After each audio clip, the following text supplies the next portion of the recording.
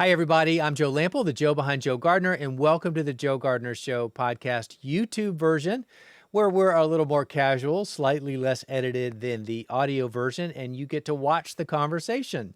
Today, I am in conversation with Brandy Hall. Brandy is the author of a brand new book called The Complete Guide to Home Permaculture. I love this subtitle, How to Transform Your Yard into a Thriving and Productive Ecosystem. Who would not love to have that?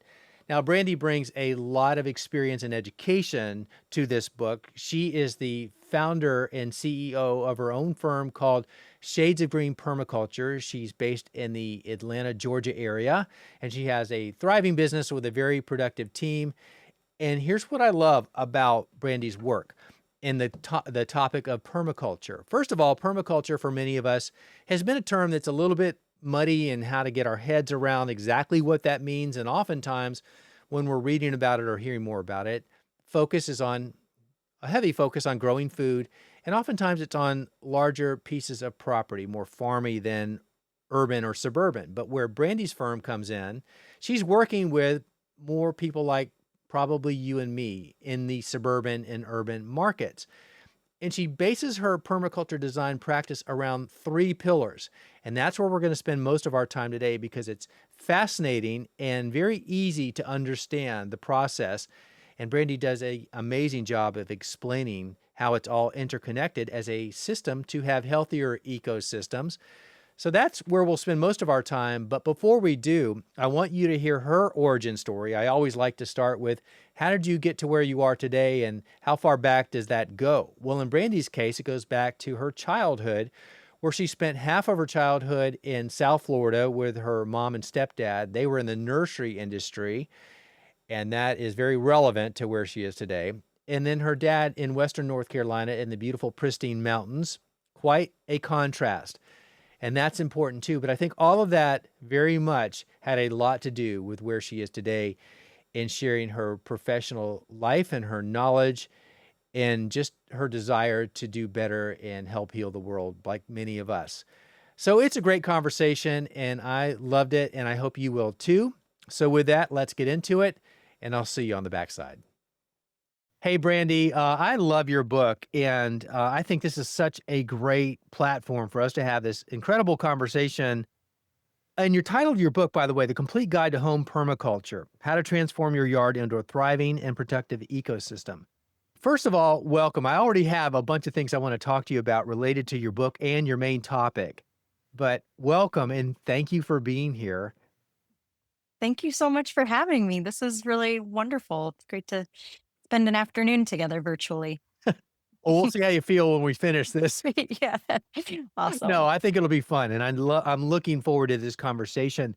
And, as Okay. I always do, I read the book, and it really provides great insight, and your introduction was incredible, and it was so rich with information, and it really set the stage for what was to come with the book, and there was so much meat right there in the very beginning. I think we could do the whole podcast on the intro, but it Wow. really sets itself up for a lot of good discussion. But first things first, I love to know your backstory, and you shared a little bit of that in your book. And as I read that, I was pleased to know that part of your life, part of your younger life, you grew up in South Florida with your mom and Mhm. stepdad in your plant nursery. I'm from Miami, so my first 21 years of my life were growing up in South Florida too. So tell us Oh. about your origin story and how you ended up down this path towards what you're doing today. Great question. I love to talk about this. Yeah. So my folks, my mom and my dad got divorced when I was really young. So I grew up between South Florida and Western North Carolina. Yes, and by the way, an So incredible contrast you painted the picture of that. yeah, I Oof. feel like the juxtaposition of Yeah, worlds of growing up in the nursery business, endless fields of agriculture, all ornamental plants in the humidity and the subtropics of South Florida, lots of pests, lots of diseases, lots of herbicides, lots of pesticides, lots of right. fungicides, all the things. Yeah, I the farm where I grew up, I think it was 15 acres or so of hot houses and shade houses and field plants and lots of just canals, as most of South Florida yeah, has. You're familiar. yeah, Canals draining the literal swamp. And they were kind of just like cesspools. I remember them smelling funny and always having this like green scum Yep. on them. I wasn't allowed to play in the water. Obviously, my parents were like, stay Thank out of that. goodness. Yeah, so that was sort of the setting of growing up on the farm, and then in Western North Carolina, my father's a builder, and grew up in it's a temperate rainforest and just beautiful creeks and springs, drinking out of springs and I going on woodland horseback rides and all the things. So just be swimming in fresh water. So sort of this like early inquiry into like how are these worlds so different. I think it shaped my subconscious more than my conscious mind to start. mm-hmm. But then as an early say like elementary age, my mom and my stepdad started to develop some allergies, and they got more severe as the years went on, sensitivities to chemicals. So it started with my stepdad spraying in, they were doing all of the spraying with minimally regulated chemicals. Diazinon was the main one that they were using, which used to be sold in the hardware store before it became a minimally regulated EPA chemical. And they were using these suits that are the protective suits, but then when they would get wet from being sweaty, it's 100 degrees, it's 100% humidity, Yeah. they would work more like a semi permeable membrane. So it was actually trapping the fumes against their skin, and our skin is our biggest absorption organ. So they're both of them developed really quick sensitivities to the chemicals that they were spraying. And it first manifested actually in my mom. She would have kind of like an anaphylactic response when she would smell Yeah. chemicals being sprayed. And, the setting is we're in just endless ag. So even when they started controlling it in their own 15 acres, 13, 15 acres, all of the fields around us were constantly being sprayed. We're in South Florida where overhead they're constantly spraying for mosquitoes just by airplane, I know. crop dusting. I remember, the crop duster just going down the street spraying Yeah. whatever it was spraying. Yeah. And we really do take this sort of like innocent until proven guilty approach with chemicals, and a lot of times the life cycle of the effects are 20, 30, 40 years removed. But yeah, back to my mom, she started having kind of like an anaphylactic response and could control it with Benadryl. And my stepdad started getting really swollen joints, is how it started. And they thought it was gout. And then he started developing nosebleeds that would last like an hour, 2 hours long. And they thought it was lupus. There was a whole rheumatoid arthritis, all these things, but it was very much linked to there was like a moment, both of them would be like, oh, I experienced this. I smelled the thing. And then within like 10 minutes, I started developing these symptoms, and they just got more and more severe. So eventually my stepdad was in a wheelchair because he couldn't walk. His joints were so swollen. He kind of came out of operations for the company, and my mom took over. And the she went to make a delivery at a nearby nursery and pulled into their greenhouse and got out of the truck, immediately smelled, oh, they sprayed, got back in the truck, took a bunch of Benadryl, got my stepdad, picked me up on the way to school. And by that time, my stepdad was driving. And after they picked me up on the way to the hospital, she was convulsing so hard that she shook the door panels off of the door, and her hands were curling up and her tongue was swelling. And after that, you can imagine, they got it under control. But after that, we were like, we're off the farm, we're moving. And they started going through like a long detox to try to get through that experience. And now, I can paint my nails at the house and they can use mild cleaners and things like that. But it was a long road for them to heal. But as you can imagine, going back to the origin story, it was very formative experience witnessing that in my parents. And then, really early on going, back to the juxtaposition of being in the pristine wilderness. And then, wow, we're just spraying and doing all these things that are crazy and causing a lot of damage and health problems and water problems and all the things.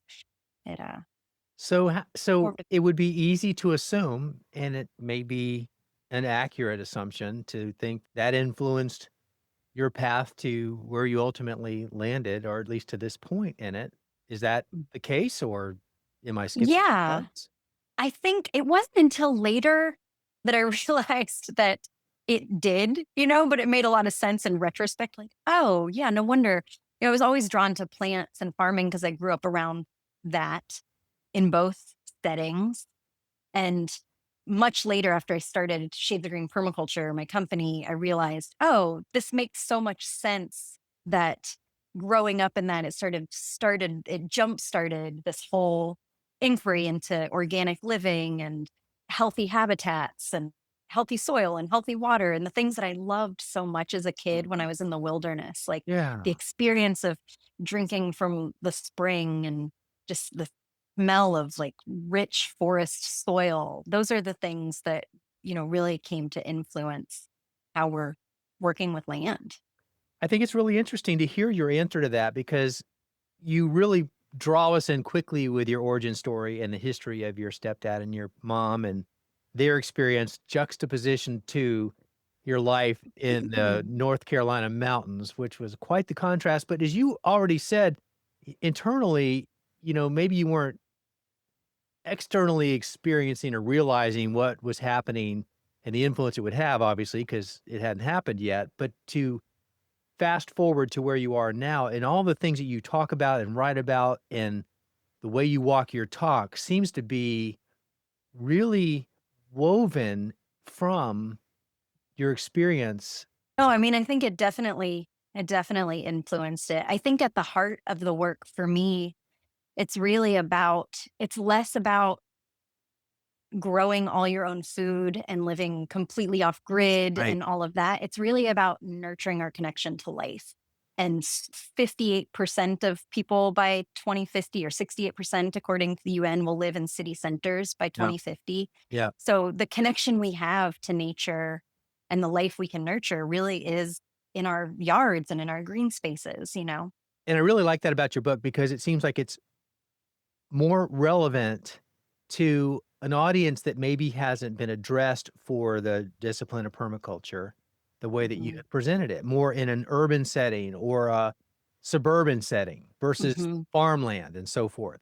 And Hmm. so before we maybe drill down into those 3 pillars that you really nicely wrote about, I would love to hear from you how you would differentiate or where they're similar the terminology of permaculture versus regenerative versus ecological gardening, because in many ways they're kind of intertwined. There's a lot of similarities there, but where's the difference that Hmm. you can articulate with maybe the permaculture angle versus the others? That's a really great question. And I tend to use those Right. interchangeably Mhm. a lot of times because it really depends on the objective, I think. I think how we arrive at those expressions of land management, whether it's permaculture or regenerative landscaping or ecological gardening, how we arrive at those might shift, but the end result is, back to the idea of just like nurturing life. And so permaculture really puts an emphasis on permanent agriculture. So growing food. And in our context, I like to extend that to think beyond just the human. So it's growing food for our human sustenance, but also for the wildlife and the pollinators and the non-human world that doesn't have as ready access in urban and suburban centers as they may have 50 years ago. From the regenerative component, I think that's really about closing all the loops. So, how do we cycle waste? How do we cycle water? How do we interact in a way that's going to continue to nurture the health of the landscape and and create like a circular economy within our landscape and bring it to better health. And then from the ecological gardening, it's really thinking about the ecology of the site, whether it's the soil microbiome or the pollinators or the songbirds that your landscape supports. And I don't think, we tend to want to, well, permaculture is this. And, there's this rush to differentiate the lumpers and the splitters of the world, and I tend to be more of a lumper, I would say. Like, yes, and it's kind of all of those things. You're doing all of those through the pillars of a regenerative landscape. And in home permaculture in an urban and suburban context, it's kind of all of those three things woven together. I Yeah. love that answer too, and kudos to you for coming up with that on the fly because you didn't know that question was coming, but I thought that could be a challenging question to answer and how you differentiate it, but you did a great Mhm. job on that. But, Well, what I thank you. love that you you just said is that at the end of the day, it seems that even all three of these disciplines, although they have kind of unique application, they tend to arrive at many of the same points, and that's important. Mhm. And that's I'm so glad that we're evolving to that and we're finally recognizing it, but maybe Yeah. that's sad that we've gotten to the point where it's in our face and we need to recognize it because we've gotten to where we are. And so there's that. But anyway, back to your book and the Yeah. introduction, as I alluded to earlier in this conversation already, the three pillars. When you're writing a book, I know it can be daunting, like where do you start and how do you keep it tight, but what are the most important points to make? But with those three pillars, I think they're so relevant and applicable to how we can practice being better stewards, whether we call it permaculture or regenerative or ecological gardening. So with that, Mhm. your three pillars, can I just turn you loose there, or do you want me to prompt Yeah. those? Sure. If you could turn me loose. Yeah. So I'll start with I used to teach permaculture design certification courses, and it's a 72 plus hour curriculum, and there are 12 principles and all of these different tools and techniques and things that you have to do permaculture is a lot of what's out there in the world. Yeah. And then I taught 14 permaculture design certification classes. And then right before COVID hit, decided to move it online so that we could have a little bit more reach, because I'm located in Atlanta, Georgia. And it's really timely just in terms of where we are with climate chaos and change and all of those things. So as I was moving the permaculture design certification into an online platform, it's like it's got to be digestible for just like a normal person who Right. has a yard, Right.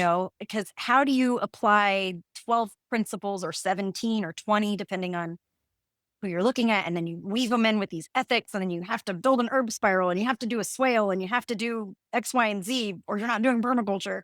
It's like that doesn't work. I don't want people to be bogged down in theory, Mhm. the analysis paralysis. And that's how I Yes. felt after I did a PDC. It took me probably 5 years of just sort of being like, I'm doing permaculture. What is that? I don't even, I couldn't even explain it Yeah. really, and I was trying to figure out like, what does this look like in an urban and suburban setting, because I'm not growing all of my own food and I'm not doing keyline swales because I have 6,000 square feet to work with, things like that. So I distilled it down for the purpose of the online class to these three pillars, which are it doesn't really matter what the technique is, whether it's a swale or a rain garden or a dry creek bed or a French drain or whatever.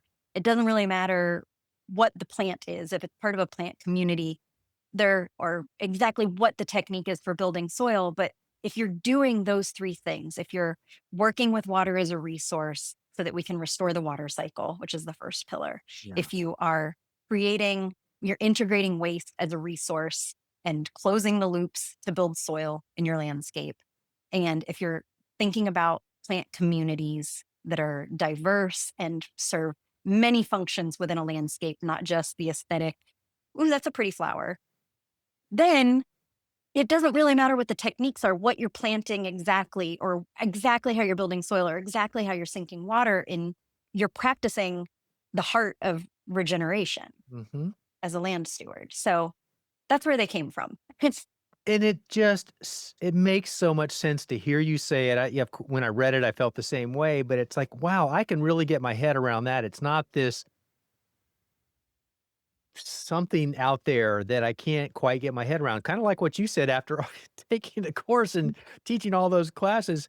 But this is like, okay, I can easily buy into this and I can understand where I can take an active role in all three of these pillars. And so let's go ahead and unwrap each of these and starting with restoring the water cycle. And Mhm, this is a good one because in all of my years talking and teaching related to gardening and stewardship, as important as water resources are and conservation and stewardship of it, I think we tend to just not think a lot about stewardship of water. Maybe it's me, but I just feel like that doesn't get mhm, talked about enough. And I just think that water is something it comes and it goes. Sometimes it's a mhm, lot, sometimes it's not enough, but it's just part of the ebb and flow. But it's just not given enough attention on what we mhm. can do as individuals to manage it on a at a better level. Yeah, I mean, it's so easy when we can just turn on a spigot and, oh, we're in a drought, but I can turn on my hose. You don't necessarily have to think about it that way. But if we zoom out a little bit and we look at the pattern of how water is within our larger watersheds and regionally, I happen to live in a place where we have an abundance of water. I'd like to keep it that way. If we develop in ways that are similar to other climates, it might not be that way. We might have all of our water running away and then we deforest and we pave everything and all the things that we can easily take it for granted when you live in a climate that has a lot of water. I know that's not the case for people that live in arid climates. They're probably thinking a lot about it, but that comes from the other side, which is Mhm. how do we conserve it? How do we use it? You might be more aware of that in an arid climate, but regardless of what kind of climate you're in, the main function when we think about restoring the water cycle is how do we accept the rain that we have and how do we sink it into our landscape so that we can build the soil's capacity to hold water, Yeah. through adding organic material. We can slow it down. Brad Lancaster, who wrote Rainwater Harvesting for the Drylands and Beyond, he has a slogan: slow it, sink it, spread it. And that's Yeah. brilliant. I love it. Just slow the water down, Right? sink it into the soil, and spread it out through the landscape where it's useful. And where we see on kind of like a broader scale, when we're talking about urban and suburban landscapes, is the way the built environment is typically is we have our downspouts that come off of our gutters, off of our roof.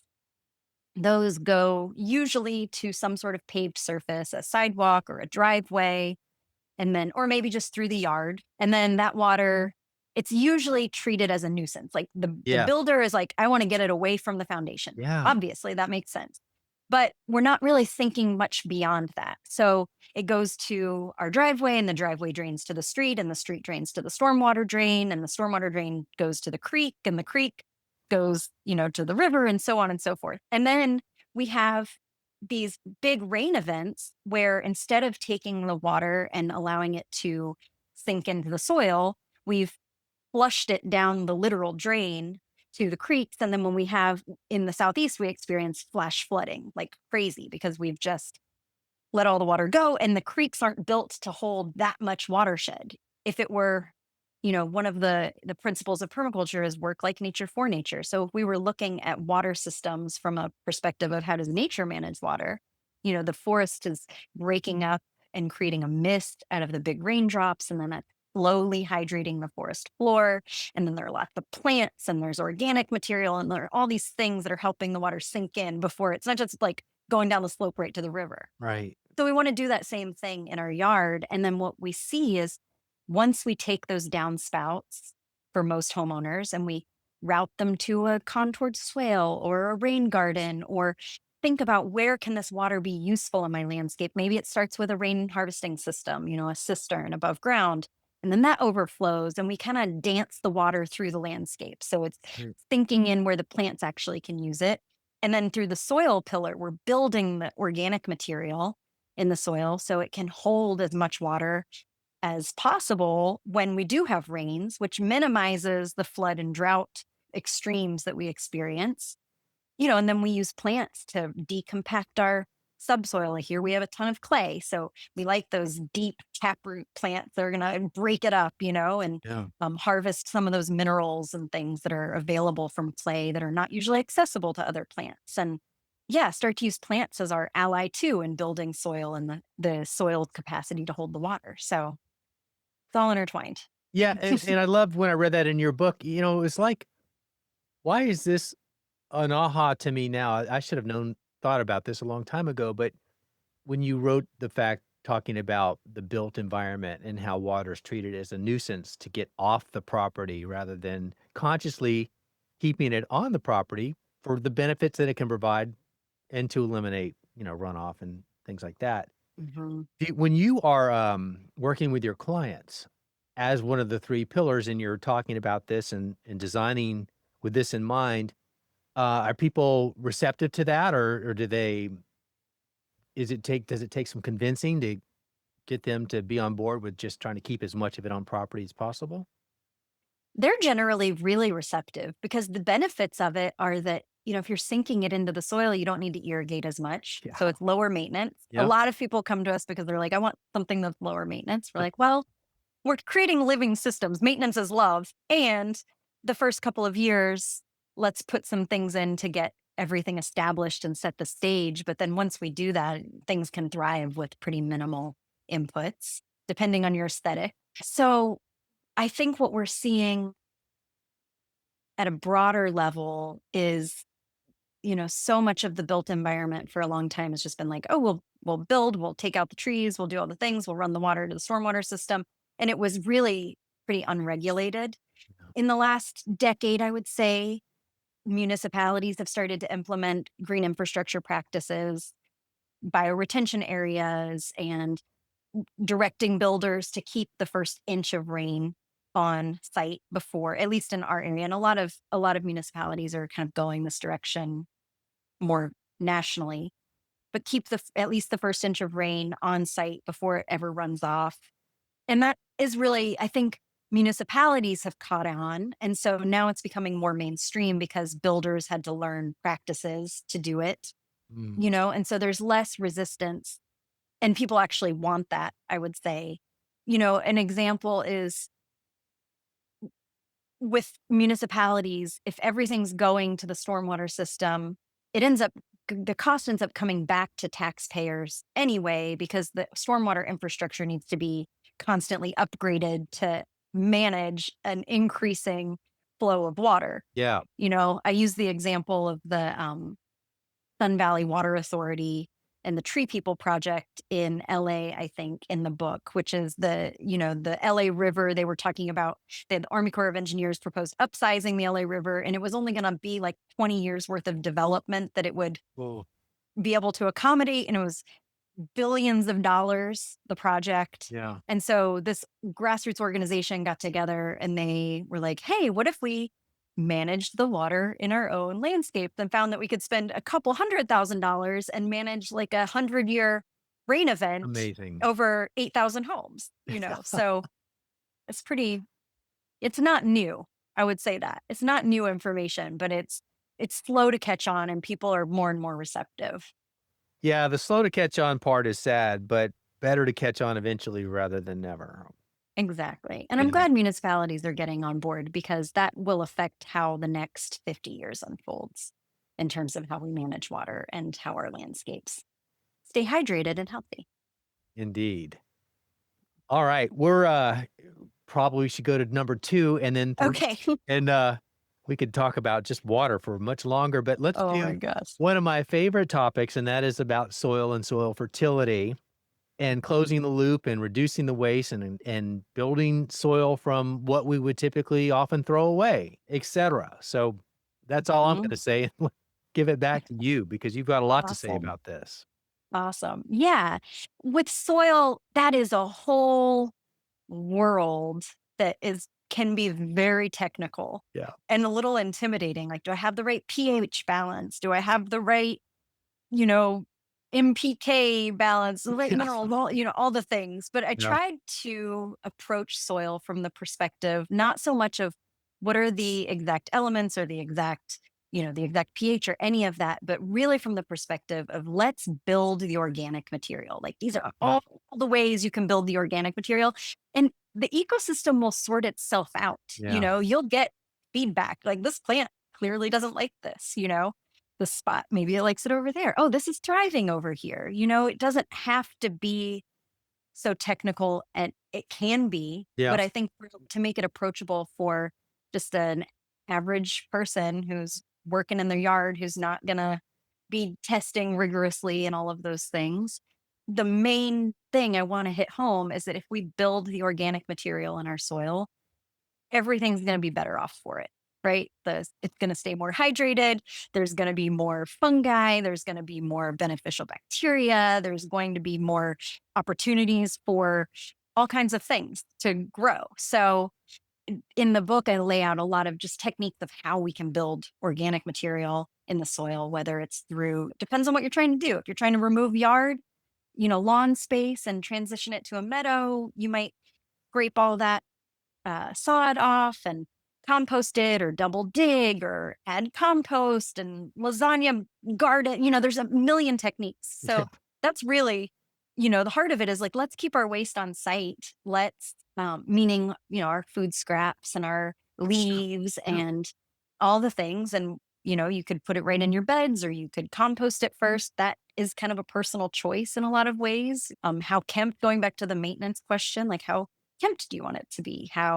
Do you mind putting the leaves just in your perennial beds or do you want to compost them first and then add them? And, Yeah. you know, adding wood chips and really knowing the difference. I think one big thing is just in terms of building the microbiome of the soil, what are the things that like more fungal rich soils, like woodland species and shrubs typically, versus more bacteria rich soils, which are going to be our vegetables and a lot of our perennials, things like that, our grasses. And then, using different techniques to either cultivate more fungal rich soils, like adding wood chips and leaves and things like that, or more bacteria rich soils by adding compost tea and worm castings. And yeah, I think that maybe answered the question. Yeah, it does. And do you get to that level of depth with most of your clients, or are they just taking a higher level approach to it and buying into the let's build our soil health and reduce the waste going out from our property? Yeah. I think most of our clients come to us because they have a sense that they want to participate in the earth's return to health. And they're all pretty much on board with Wow. composting and Yeah.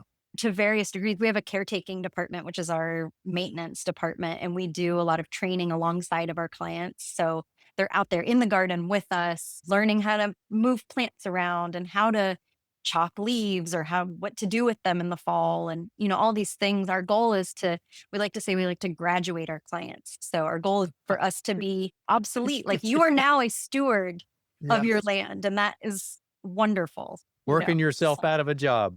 exactly. There's more work to do. Thank Yeah. goodness. Yeah. We got to get on to the next clients. That's right. Yeah.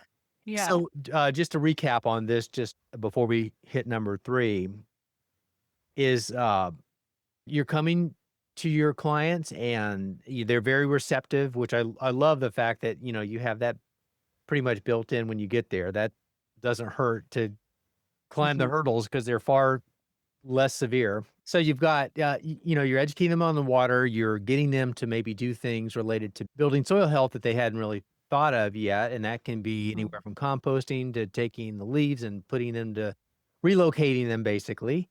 On the composting side, do the majority of the people that you're working with, do they already have a composting system? And if they don't, do most of them get on board with that? And before maybe they say yes, are they concerned about the rodents and the things and how do I do compost without the creepy crawlies or my neighbors being offended? Does that come up too? It does, and it really depends on the neighborhood. I would say we encounter that more in like HOAs than we do in town neighborhood. Right. But I think most of our clients are on board with composting. I talk about it in the book. Composting, how you compost can be really varied. Yeah. When I came from living in the country and then I moved to Atlanta and I made just like an outdoor open air Yeah. pallet system. Yeah. And then the house catty corner to me renovated. It hadn't been lived in a long time, and all the rats moved to my compost pile. Oh, And then they got into the seeds in my garage and into the yeah. ceiling of my basement. And it was madness. And I was like, oh, this is why people were concerned about rats, because in an urban setting, that is way more of an issue than if Mm. you're out in the country. So I got on board with doing the tumbler system. Yeah. So I do, I kind of pre-compost in a steel tumbler and then dump it out to kind of finish it and cover it with leaves and Yeah. all of those. So that's one option. We have a really wonderful curbside compost company here that serves most of the metro area. People can be as hands off as I have a bucket, I fill it with compost, I set it out like I do the trash, I get a Yeah. fresh bucket. That's it. I don't ever have to think about it. I get a bag of soil in the spring. Yeah. I just started testing another method.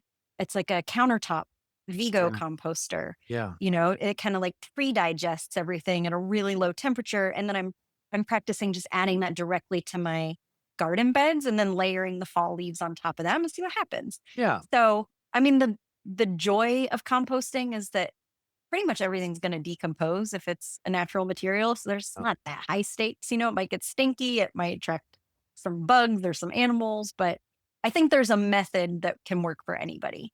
I do Um, too. Yeah, you can be yeah, a lazy composter, and in 2 years, you can have finished compost for your garden. totally. If you're in a hurry, you can do it in a Exactly. few months, and, Yeah, I'm good however it happens. The more people that can same. do that, the better. But as you were talking about this subject in reducing waste, it's amazing, as I learned a long time ago, and I talk about it in all my presentations in front of audiences, in a commercial or I'm sorry, a community landfill, wherever that landfill is where you go to or the trash service goes to dump everything. 2/3 of what is in that mountain of waste can be composted or recycled.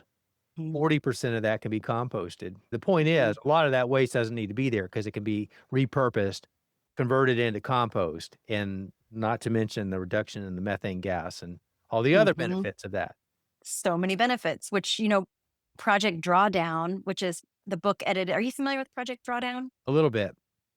Amazing resource, but it's, I think, the top 88 solutions to addressing climate change.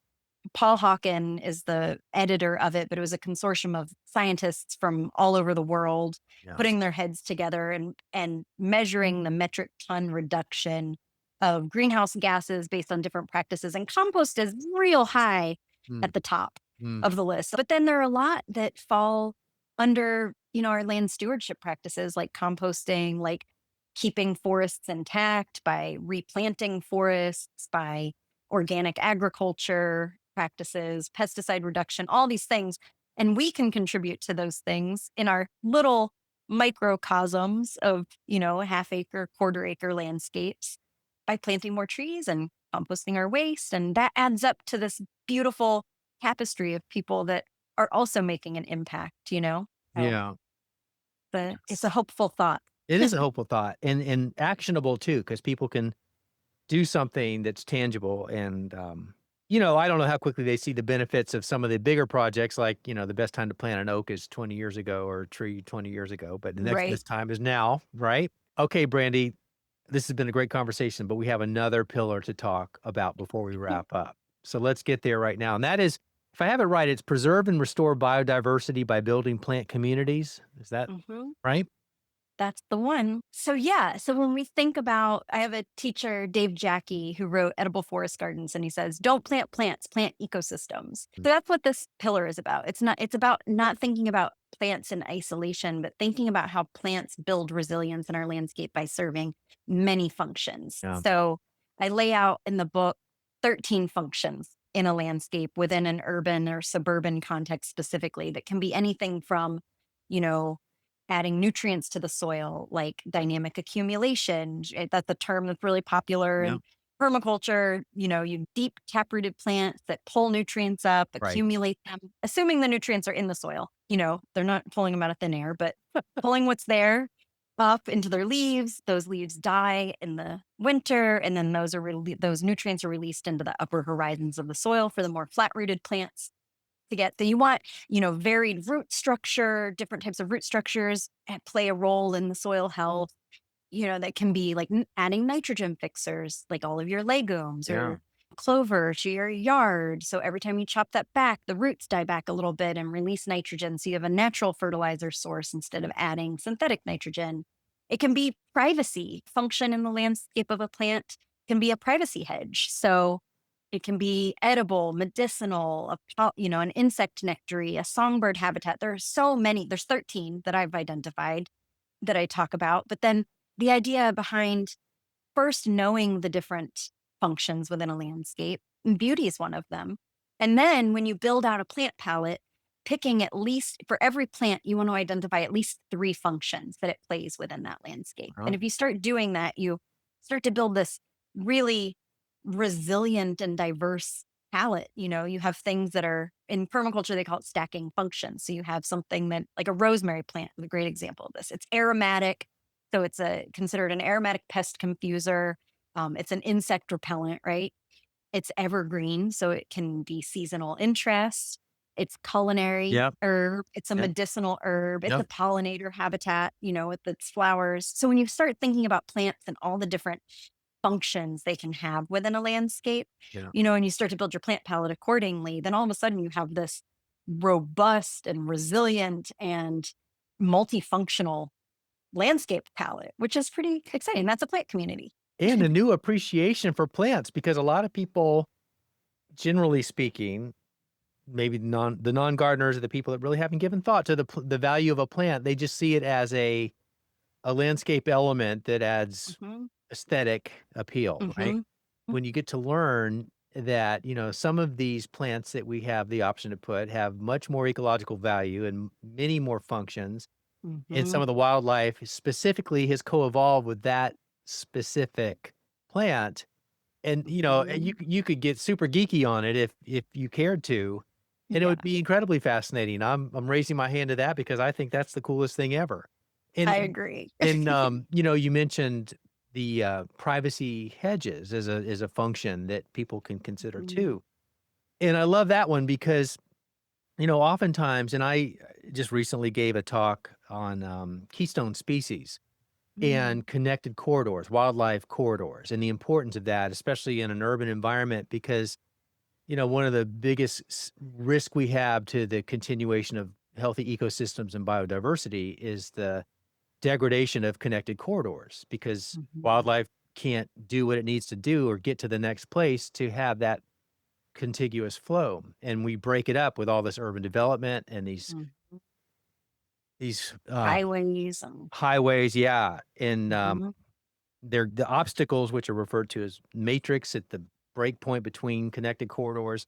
Anyway, all that to say, one of the solutions that people can put in place of a solid fence for privacy is a hedgerow or just some greenery that provides them privacy, but opens up throughways for wildlife that may not be able to get to the other side because of a Mhm. solid barrier. Whereas, Mm. a hedge can serve our purposes, but at the same time, provide what the wildlife needs to do what it does as well. Anyway, that's Yeah. tip of the iceberg for a Yeah. lot of what we could talk about, but you It's an just reminded me. important Yeah. it's an important piece because the other thing that I think we encounter, like resistance, we're so programmed to try to control our landscapes. I think every control the borders, literally. That a lot of times we have clients that are like, well, what am I going to do? I plant all these things and I'm going to have, wildlife eating them. Like that's the point. Like you want your yard to be part of the food web. If something's not eating your yard, then it's not part of the food web. Like we want that. So we try to reframe that for our Yeah, that's clients the and word I was thinking. celebrate like, Yep. wow, look at the caterpillars eating your blueberry leaves. That's Yeah. perfect. I was at a symposium a while back and spoke at the same conference as Nancy Lawson, who's the author of a book called Humane Gardener. And her Yeah. presentation was so amazing because she's showing pictures of people who are like, they're eating everything. And then she's like, send me photos. And, there'll be like one rose bush.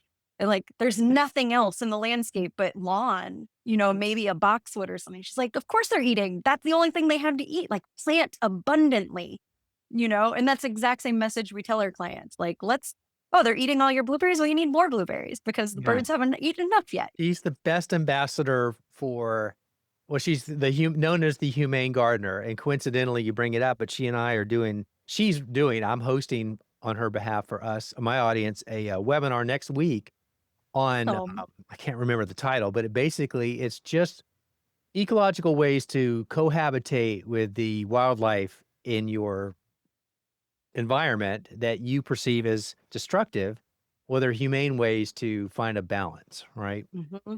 Hmm. And, that's what she's all about, and I love I that love about that. her, and, I'm excited to hear her give her presentation next week, so kudos to shout out to Nancy Lawson. The world of plants is so immense, and it's the part I think it's the visible part of the 3 pillars. Yes. It's the part that people Yeah, get the most excited about, yeah, and, the first 2 pillars are really about the work that's happening underground, like sinking the water in and building the soil so that the plants can flourish. yeah.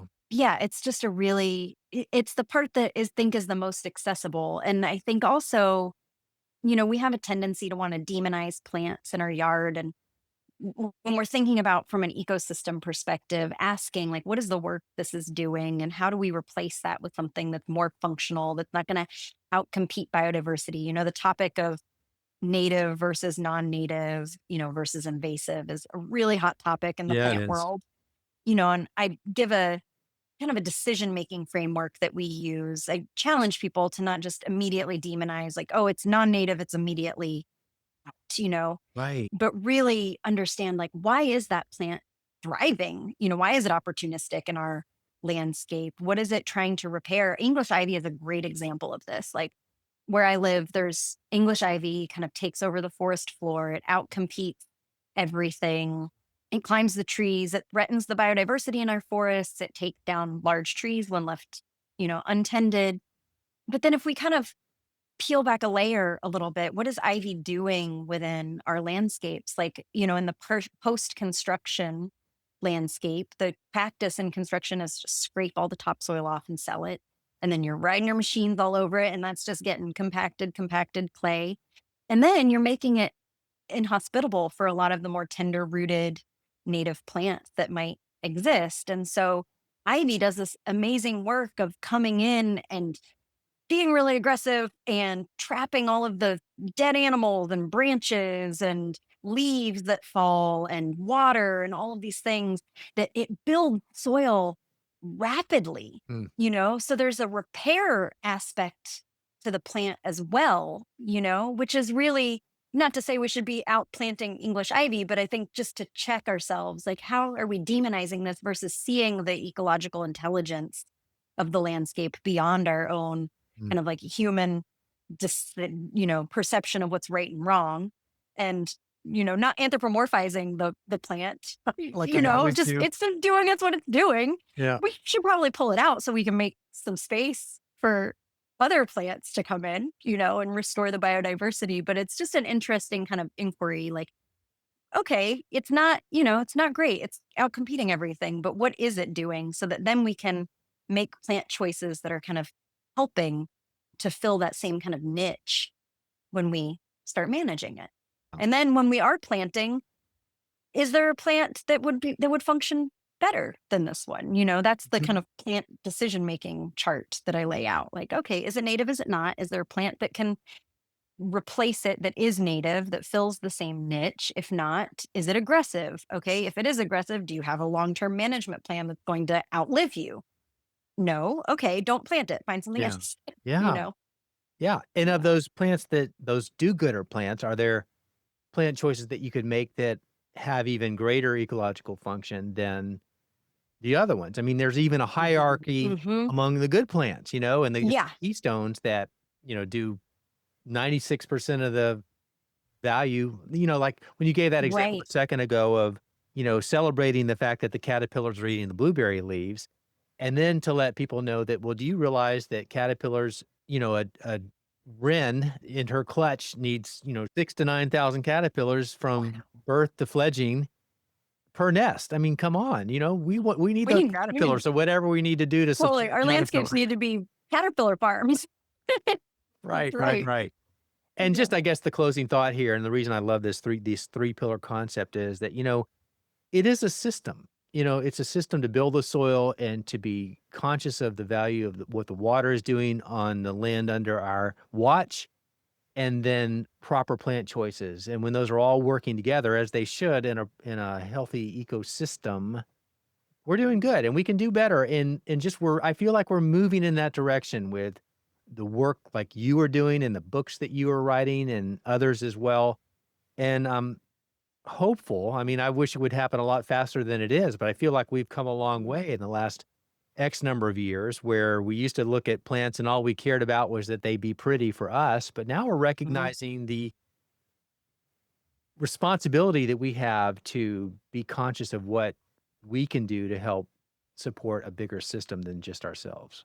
Absolutely. And it's, the same idea, like one, small solution has big impact. And if we're doing it and our neighbors are inspired Yeah. by it, and then their family comes over and they're inspired by their landscape, from a tiny ember, a huge fire rages. So that's the hope.